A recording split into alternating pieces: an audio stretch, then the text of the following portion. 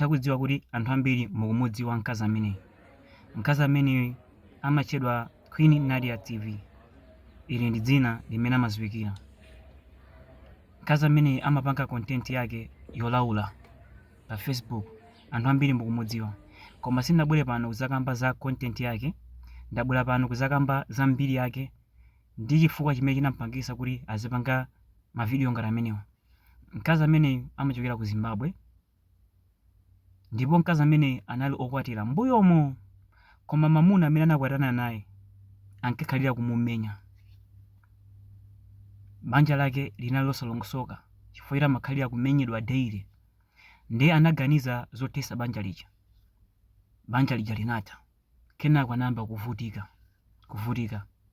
Panalibe munthu wina aliyense amene anapita kukamuthandiza Panalibe munthu wina aliyense amene anali naye limodzi mu nthawi imeneyi.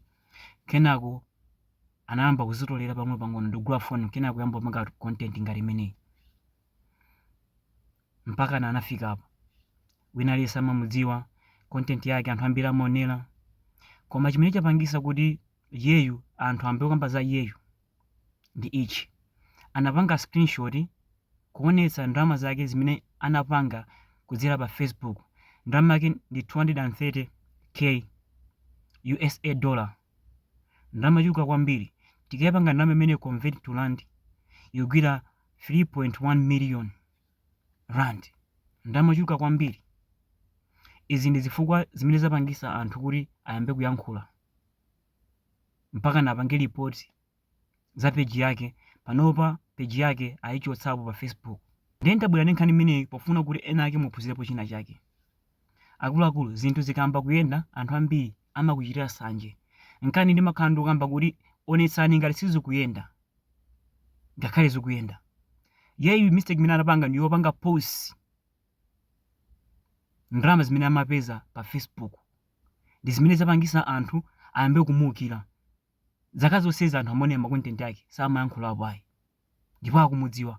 Koma panopa chifukwa choti anapanga post ndalama zimene wapeza pa Facebook ndi zimene zapangisa anthu ambe kuthoka kwambiri.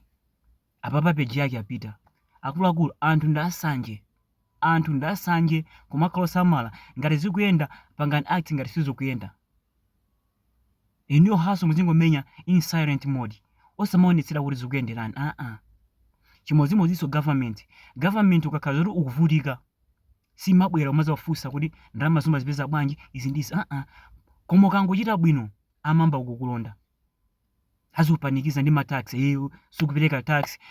Izi ndizi. Ndalama zako mazipeza bwanji tifuna tofufuze. Ndi zimene amapanga. Zinthu zikamayenda onetsani ngati kuti sizikuyenda.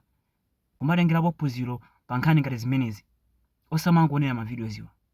Chonde kumaphunzirako.